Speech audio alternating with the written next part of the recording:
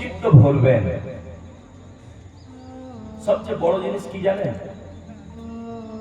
সবচেয়ে বড় জিনিস হচ্ছে স্টাডি করাটা বড় জিনিস না, বড় জিনিস হলো সেটাকে ধরে রাখা, এটা বড় জিনিস। নামাজ পড়বেন, কিন্তু নামাজকে ধরে রাখার জন্য ঈমানটা তৈরি করতে হবে। কোন বেঈমান যদি সারা জিন্দেগি দান করে তার কোন ওজর পাবে, উজরাত পাবে? কোন বেঈমান কাফের যদি গোটা বছর রোজা রাখে তার উজরাত পাবে? পাবে না, কখনোই পাবে না। শর্ত হলো ঈমান, শর্ত হলো ঈমান। তাহলে ঈমানটা আগে ঠিক করেন। ঈমান যদি ঠিক না করেন, কোন কাজও, কোন নামাজও আপনার কাজে লাগবে না। কেন? রাসূলের হাদিস আছে, আল্লাহ রাসূল বলছেন, কি বলছেন? আল্লাহ রাসূল বলছেন মুফলিস, জানো মুফলিস? এই মুফলিস শুনেছেন? না, এই তো শুনেছেন। রাসূল সাহাবীদেরকে বলছে মুফলিসকে চেনো? মানে হচ্ছে যে দেউলিয়া। দেউলিয়া বুঝেন তো? দেউলিয়া মানে আমার দেউলিয়া বাজার না, মানে অর্থ, টাকা পয়সা, জমি জায়গা সব বেচে খুচে খেয়ে সে একদম নিঃস্ব দেউলিয়া হয়ে গেছে, ওকে বলে দেউলিয়া, আরবিতে বলে মুফলিস। আল্লাহ রাসূল বলছেন মুফলিস কাকে বলে জানো? তো সাহাবীরা বলছে ইয়া রাসূলুল্লাহ, হাবিবাল্লাহ, মুফলিস হলো যার টাকা পয়সা অর্থ সব ধ্বংস হয়ে গেছে। আল্লাহ রাসূল বললেন না না, ওই ব্যক্তিকে মুফলিস না, প্রকৃত মুফলিস হলো ওই ব্যক্তি হাসরের ময়দানে। হাদিসটা মুসলিম শরীফ, কেটে দেওয়ার ক্ষমতা নাই, আসুন দেখিয়ে দেব। আল্লাহ রাসূল বলছে মুফলিস হলো ওই ব্যক্তি যে ব্যক্তি হাসরের ময়দানে বিচারের দিনে অনেক অনেক নামাজ নিয়ে উঠবে, অনেক অনেক রোজা নিয়ে উঠবে, অনেক অনেক যাকাত নিয়ে উঠবে, অনেক দান খায়রাত নিয়ে উঠবে, নেকির পাহাড় নিয়ে উঠবে। কিন্তু তারপরে বিচারের সময়ে একজন এসে বলবে আল্লাহ, এই ব্যক্তি আমার ভাই, আমার হকটা মেরে খেয়েছিল। বোন এসে বলবে আল্লাহ, এই ব্যক্তি আমার ভাই, আমাকে হক আমার মেটাইনি। ছেলে এসে বলবে আল্লাহ, এই ব্যক্তি নিজে নামাজ পড়েছে, আমাকে নামাজ শেখায়নি। এমন করে অনেক মানুষ এসে আল্লাহর কাছে অভিযোগ করবে, আল্লাহ পাক বিচারটা করে দেবে। কথা বলছে রাসূল, আসছে হাদিসে, সহিহ সনদের হাদিস। আসুন, আল্লাহ রাসূল বলছে এমন করে অভিযোগকারী যারা আসবে, একে একে তার নামাজের অংশ থেকে, রোজার অংশ থেকে, তার যাকাতের অংশ থেকে, তার যত নেকি আছে একটু একটু করে আল্লাহ দিতে থাকবে। দিতে দিতে দিতে দিতে দেখা যাবে এমন হয়ে যাবে সব নেকি শেষ হয়ে গেছে, সব শেষ হয়ে গেছে। এবারে আবার এসে অভিযোগ করছে কেউ, আসার পরে আল্লাহ বলবে ওর তো আর নেকি নেই, বান্দারে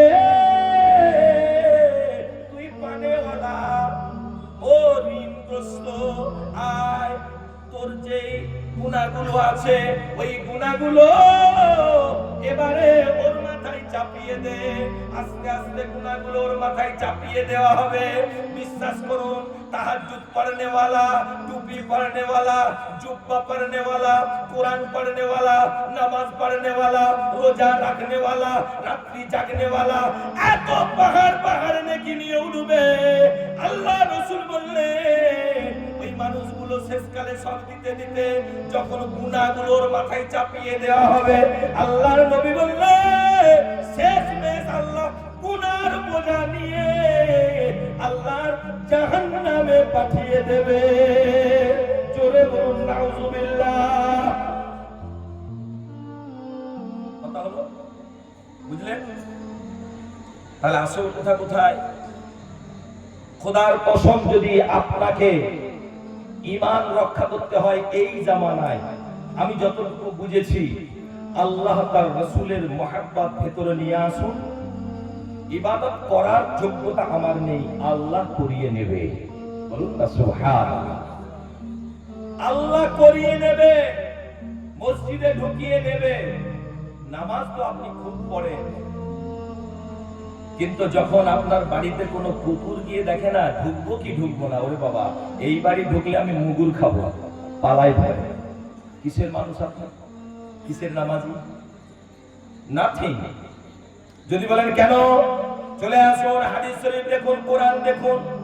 কোরআন শরীফে আসছে আব্দুল্লাহ বিন উবাই মুনাফিক কোথায় নামাজ পড়েছিল? আপনি তো মসজিদে পড়বেন, আল্লাহ রসুলের পেছনে ইমাম হলো রসুল, নামাজ পড়ছে পেছনে মুক্তাদি, আল্লাহর নবীর পেছনে নামাজ পড়ছে। বলুন কি নামাজ না পড়েছে বলুন, ওই নামাজের কত গুরুত্ব বলুন।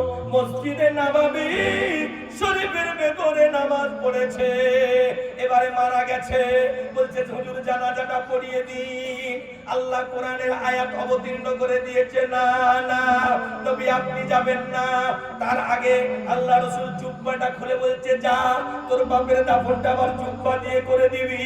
বড় মুহাম্মদের ছিল, কিন্তু না না না, আল্লাহর নবীকে মুখ দিয়ে ভালোবাসলে হবে না, এই কলিজা দিয়ে ভালোবাসতে হবে। কোরআনের আয়াত এসে গেল, ইয়া রাসূলুল্লাহ হাবিবাল্লাহ খবরদার ওই মুনাফিকের জন্য আপনি দোয়া চাইবেন না, ওর জানাজাতেও আপনি যাবেন না। আল্লাহ রাসূলকে জানিয়ে দেওয়া হলো আপনার সঙ্গে নামাজ পড়ছে ঠিকই কথা, কোথাকার নামাজি? মসজিদে নববীর নামাজি, নবীর পেছনে পড়া নামাজি। ওই নামাজিগুলোকে আল্লাহর নাম ধরে ধরে বললে অমুক অমুক অমুক তোমার জামাতে ঢুকে বসে আছে নামাজি ঠিকই কথা, কিন্তু ওরা হলো মুনাফিক। ইন্নাল মুনাফিকিনা ফিদ-দারকিল আসফালি মিনান নার। কাফেররা জাহান্নামে যাবে, কিন্তু মুনাফিকরা জাহান্নামের সবচেয়ে নিচের অংশে আল্লাহ তাদের জায়গা দেবে।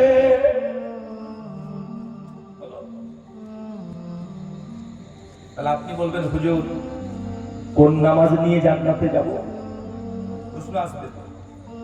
আপনি যে বলছেন নামাজ পড়লে হবে না, আমি বলছি বোঝেন না, ঈমানটা রেখে, ঈমানটা সঠিক রেখে নামাজটা পড়তে হবে, তবে নামাজটা নামাজ। তাহলে আল্লাহর সঙ্গে ধোঁকা দেওয়া হচ্ছে। কথা বুঝতে পেরেছেন? আমি বলছি না, আসুন হাদিস আপনাকে দেখিয়ে দিই, কোরআন আপনাকে দেখিয়ে দিই, তবে আপনি বুঝবেন।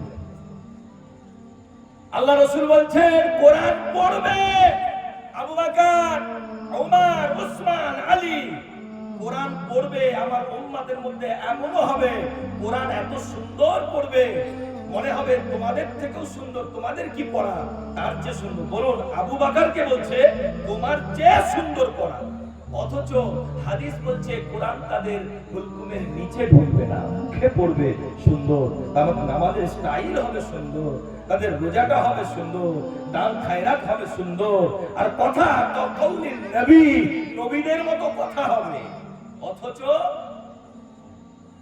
তাদের মধ্যে ঈমান থাকবে না। ওইগুলোই মুফলিস। কথা বোঝেন? এবারে চলে আসুন, আমি বলছি না, হাদিস শরীফ খোলেন, হাদিসের নাম হলো মুসলিম শরীফ, সনদটা কিন্তু সহিহ।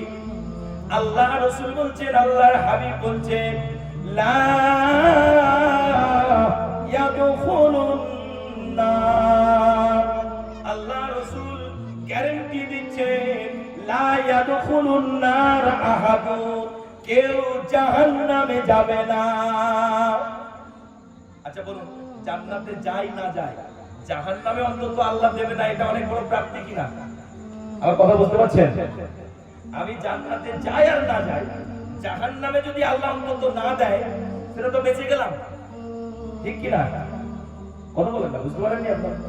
আমার কথা বোঝা যাচ্ছে না? আর শেষ করে দেবো বলেন। রাসূল বলছেন লা ইয়াদখুলুন নার, জাহান্নামে যাবে না, গ্যারান্টি দিয়ে দিলাম। কারা? ফি কলবিহি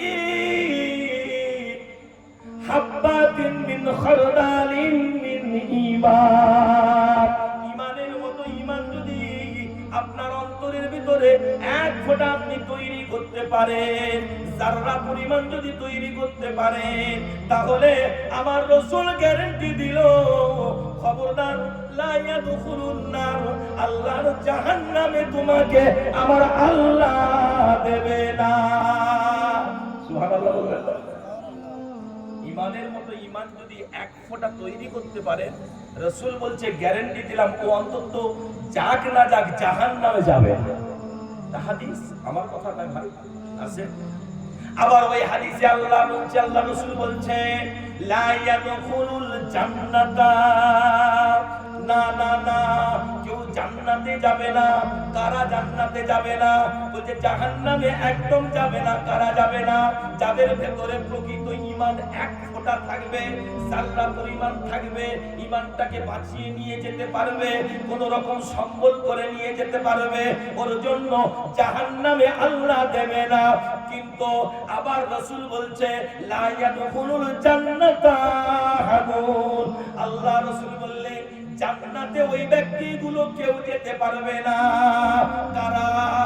ফি কলবিহি মিসকালা হাববাতিন মিন খারদালিন মিনাল কিবার, যার অন্তরের ভেতরে এক ফোঁটা অহংকার রয়েছে, এক ফোঁটা অহংকার রয়েছে। নামাজি হোক, রোজাদার হোক, হাজি হোক, আলিম হোক, পীর হোক, যাই হোক না কেন, অহংকার থাকে, নামাজের অহংকার, দাড়ির অহংকার, টুপির অহংকার, তসবির অহংকার, ইলমের অহংকার, রূপের অহংকার, পয়সার অহংকার, অর্থের অহংকার, ছাত্রের অহংকার, ছেলের অহংকার, মেয়ের অহংকার, বিবির অহংকার, যে কোনো প্রকারের এক ফোঁটা যদি অহংকার আপনার দিলের মধ্যে থাকে, আল্লাহ রাসূল বলছে লা ইয়াদখুলুল জান্নাতা। যত বড় নামাজি হও, যত বড় রোজাদার হও, যত বড় আলেম হও, যত বড় পীর হও, যত বড় ফকির হও, আল্লাহ রাসূল বলছেন লা ইয়াদখুলুল জান্নাতা জান্নাতা। এক ফোঁটা অহংকার যদি ভেতরে রয়ে যায়, তোমার জন্য জান্নাতে যাওয়া হবে না। আসল অত সোজা না। আসল কথা হলো আপনাকে প্রকৃত মানুষ হতে হবে, আপনার দিলটা পরিষ্কার হতে হবে, মনটা পরিষ্কার হতে হবে, হৃদয়টা পরিষ্কার হতে হবে। হৃদয়ের ভেতরে নোংরা নিয়ে আপনি ইবাদত করলেও কবুল হবে না।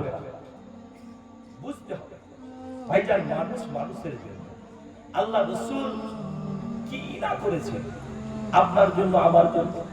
আল্লাহ তার রাসূলের মহব্বত যদি ভেতরে ঢুকে যায়, সেই মানুষের মধ্যে কোনোদিন অহংকার থাকে না। বলুন না সুবহানাল্লাহ। যদি বলা যাবে